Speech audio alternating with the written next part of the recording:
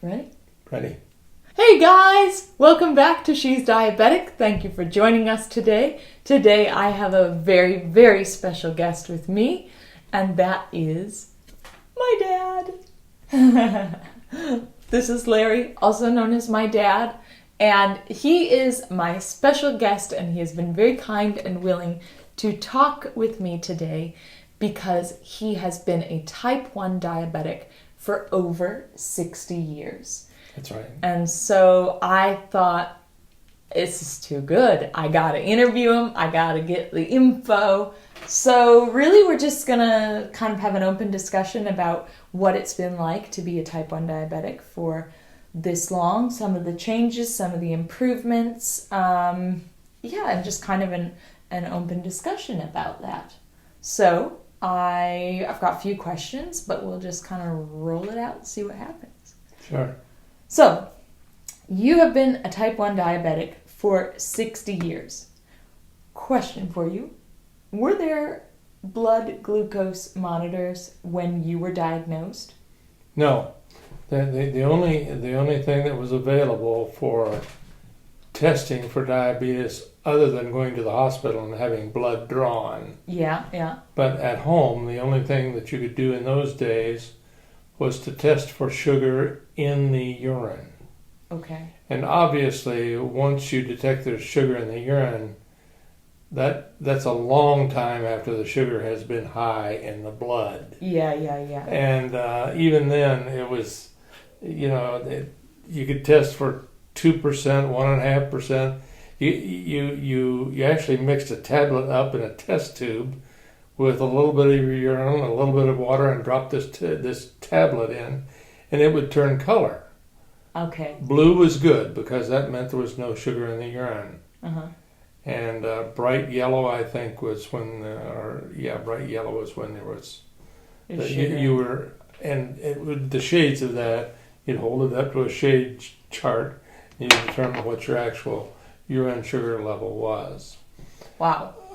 The main thing I wanted to emphasize in the very beginning, though, is Andrea mentioned the fact that I've had diabetes for 60 years. That is proof positive that diabetes is not a death sentence by any means. Mm-hmm. And a lot depends on the care that you take over those 60 years. And certainly I have not been perfect by any means during the entirety of that time. But in general, I had a very, very good beginning in my care, which was, and that really is the most important time, I think, the time that you're actually growing as an adolescent. Well, and also I'm sure it sets the stage for how you, start as you mean to carry on. That's right. Type of thing. I was fortunate enough to have a mother that insisted on, in those days you took shots. Short acting, it was called regular insulin. Long acting was called either NPH or protamine zinc insulin, I believe, was the long acting insulin of its time. But your doctor would prescribe a certain dosage, and then you matched the food to that dosage. Now, my mother had this scale that every piece of food that went into my mouth crossed that scale and was weighed specifically, so we knew that the carbohydrate, protein, and and fat content, what was actually in. And I still remember I had a fat level sometimes so high compared to the other foods that she would actually take butter and put it on the plate. Oh, to increase the fat content. To increase the fat content. Wow. But in those days, they thought fat was really a good source of it, and it was a better source of energy than eating large amounts of carbohydrate, which is, of course, what was the problem with the blood sugar. Exactly. Gotcha. So, but that was in those days. It was a whole different ballgame. The size, first of all, there was no such thing as a disposable syringe. You used a glass syringe with needles that you kept in alcohol, but were supposed to be boiled about every 2 or 3 weeks, and then put back into clean alcohol, or and so that they were they were pure. But those needles compared to today's disposables. The needle size was about the size of a log. They were very much larger. First of all, they were longer. Yeah. And they were bigger. And when you used them over and over again, they weren't always sharp. So there was a lot more pain involved. Did you have to sharpen them yourself? Or? No, I'd never sharpened them. I just got out a new needle, but. Really, I didn't get out a new needle often enough. It's basically the bottom line. Yeah, well, I'm sure. They got dull, and hey, you just jammed it a little harder, Oh, lovely. I took most of my shots in the thigh. I had pretty good sized thighs, and that worked. But you got to be careful getting an insulin pad. They called it an insulin pad in those days. Yeah, rotating your sites. If you didn't rotate the sites enough, you'd get a hard pad, and that had affected absorption and all manner of things.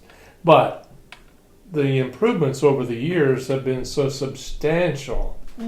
The first improvement was obviously the ability to test your blood sugar as opposed to your urine sugar, and that's with the finger sticks. Well, what was that like when you first got your little personal? I'm sure it wasn't as small as I'm well, it's not. It wasn't small. I don't even remember how big it was now, but. And the meter was, fairly large. Yeah. But that must have been a game changer.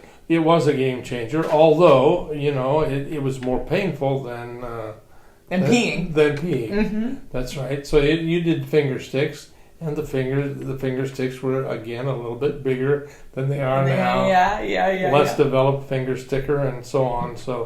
But it was a game changer in terms of your ability to control things better at home. You didn't have to go into the hospital or the doctor's office to get a good blood sugar. Yeah. So that was a real game changer, no doubt about that. That was an improvement. But the biggest improvement by far during my entire experience has been the continuous glucose monitor. Yeah.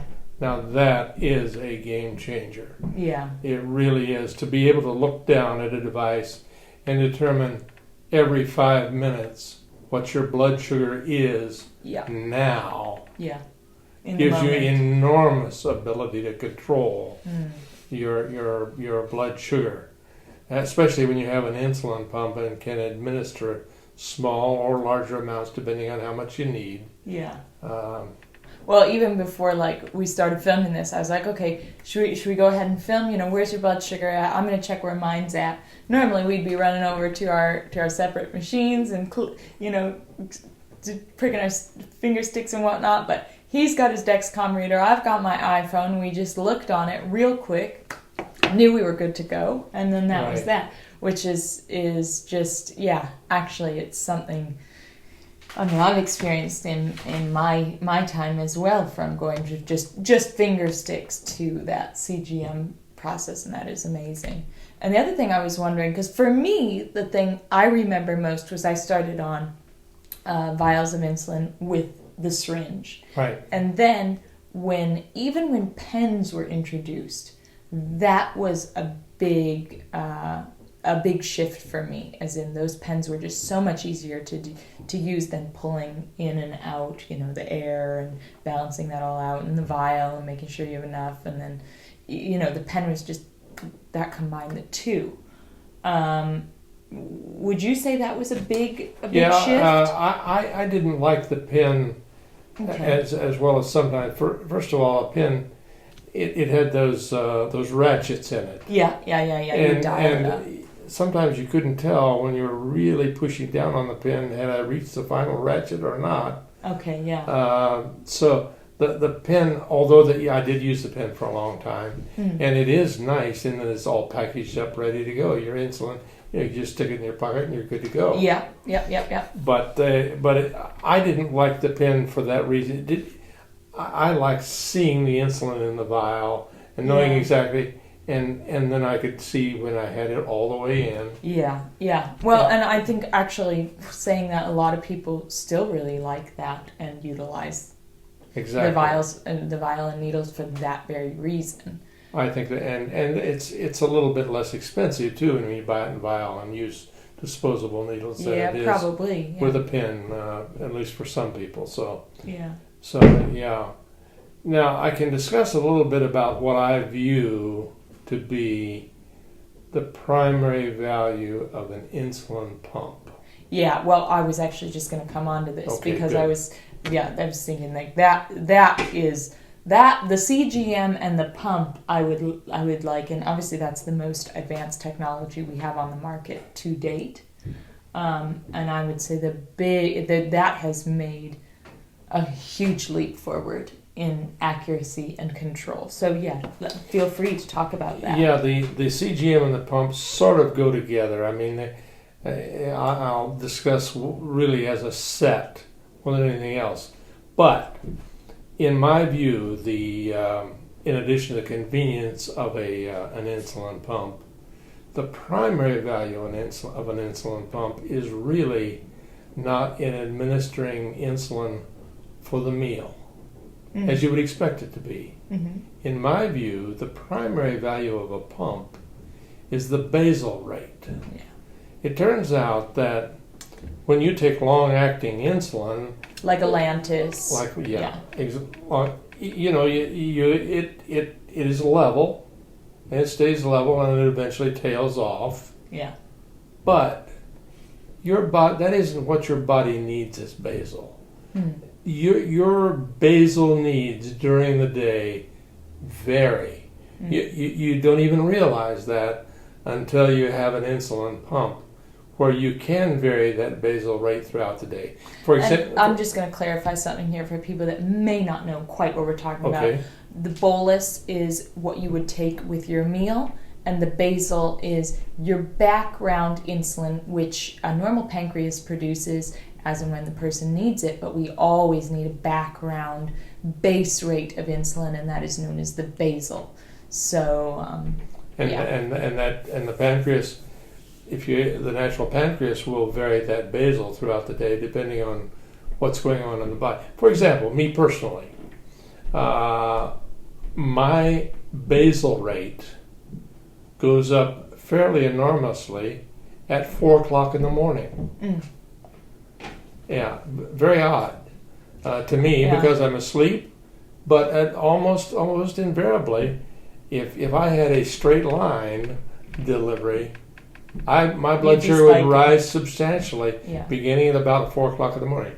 Now, of course, with an insulin pump, I can set my basal rate higher starting at 4 o'clock and still keep my blood sugar level. Yeah. Now, that is enormously valuable. Yeah. That basal rate is enormously helpful. And of course, the bolus and the bolus calculator is helpful too. Now, the continuous glucose monitor is really at the heart of the entire process, in my view, because you can look down at this thing and see every 5 minutes that it's changing and which direction it's going and so on. He's got his Dexcom. I've got my Dexcom unit right here, and about 10 minutes ago I was at 131. 5 minutes ago I was at 128. Now I'm at 125. Mm. And believe you me, that's accurate. Yeah. My experience with this Dexcom unit has been enormous accuracy, and this is good. I mean, I know. Oh, this is good. Yeah. This is good because I know before I pass out from being low, and not that really happens, but I mean, if you go too low, you do get a little squirrely, but before I go that low, I know it. Yeah. Or when I go too high, I'll know it. And can take action. Knowing, of course, what your blood sugar is at any one time is really a key to control.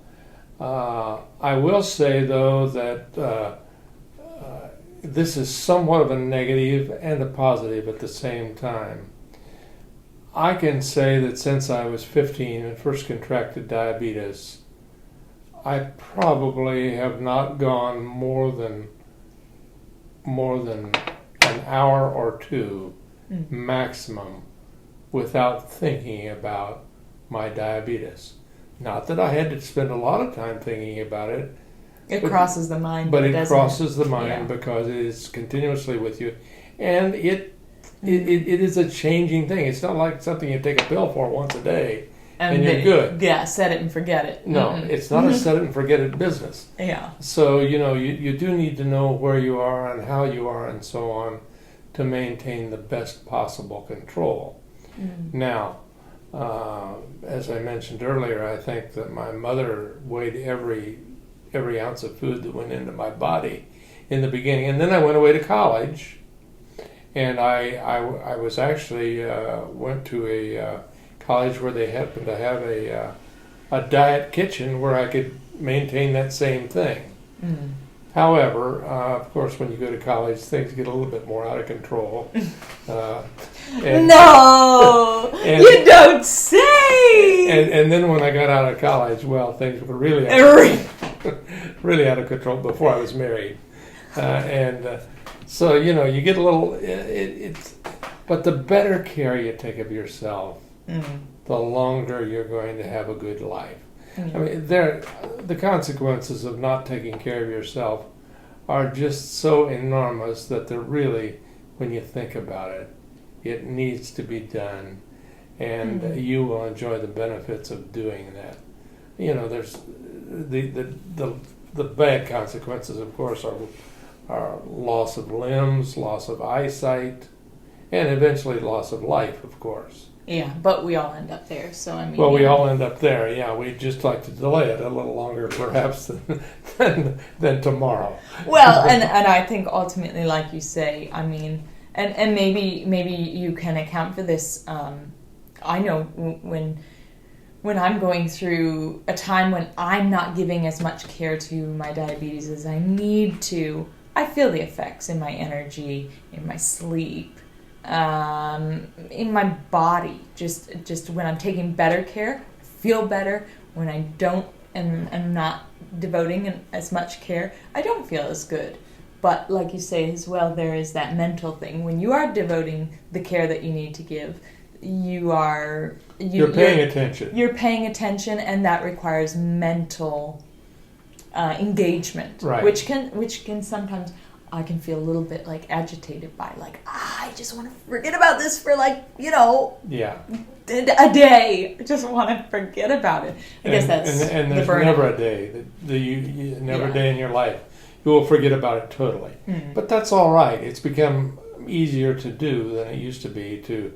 You have more things to feed your basis of control than you used to from the time when you could only detect sugar in the urine. I mean, that was the old days, and that didn't work that well at all. So you can live a good life.